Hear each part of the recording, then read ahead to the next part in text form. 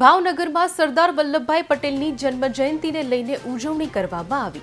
અખંડ ભારતના પ્રણેતા સરદાર વલ્લભભાઈ પટેલની જન્મજયંતિ નિમિત્તે ભાવનગર શહેર કોંગ્રેસ સમિતિની વિવિધ પાંખ દ્વારા સરદાર બાગ ખાતે સરદાર વલ્લભભાઈ પટેલને પુષ્પાંજલિ અર્પણ કરવામાં આવી।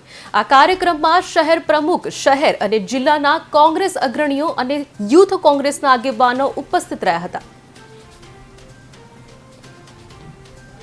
આજરોજ શ્રી સરદાર વલ્લભભાઈ પટેલની જન્મજયંતિ છે।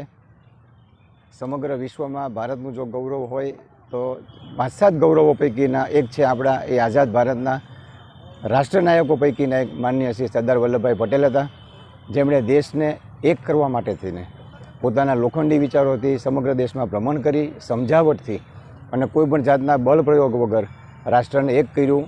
રજવાડાઓને ભારતમાં પ્રેમથી આવવા માટે પ્રેરિત કર્યા અને રજવાડાઓ ભારતમાં ભળતા રાષ્ટ્રનો નકશો બન્યો।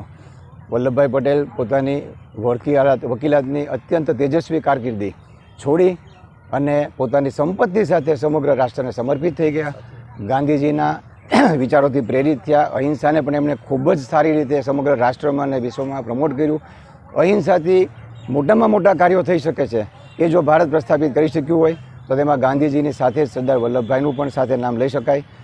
આજે સરદાર વલ્લભભાઈના નામે અમુક માણસો દેશમાં એમના વિચારોથી તદ્દન વિપરીત વિભાજનની પ્રવૃત્તિઓ કરી રહ્યા છે અને રાષ્ટ્રને અને રાજ્યને જ્ઞાતિઓમાં બાંટી રહ્યા છે। ધર્મના નામે બાંટ્યા પછી હવે જ્ઞાતિઓના નામે બાંટી રહ્યા છે। મૂર્તિઓ બનાવવી એ શ્રેષ્ઠ કાર્ય છે, એમની પ્રેરણા મળતી જ રહેવી જોઈએ, પણ એ મૂર્તિઓ બનાવવા પાછળ એમના વિચારોનો પણ પ્રચાર થવો જોઈએ। માનનીય શ્રી વલ્લભભાઈ પટેલે જે વિચારો આપ્યા હતા રાષ્ટ્રની અખંડિતતા માટે, એ વિચારોથી સમગ્ર રાજ્ય અને સમગ્ર દેશ પ્રેરિત થઈ અને એકતા તરફ આગળ વધે। અને આપણે નાના ગ્રુપમાં જ્યારે એકતા માટેની મિટિંગો કરવી પડે છે અને અધિકારીઓ મારફત મિટિંગો કરવી પડે છે, એની બદલે શું કામ રાજ્યના જવાબદાર માણસો જ એકતાના પ્રયત્નો ન કરે અને લોકોની વચ્ચે એકતાના સંદેશો ન લઈ જાય।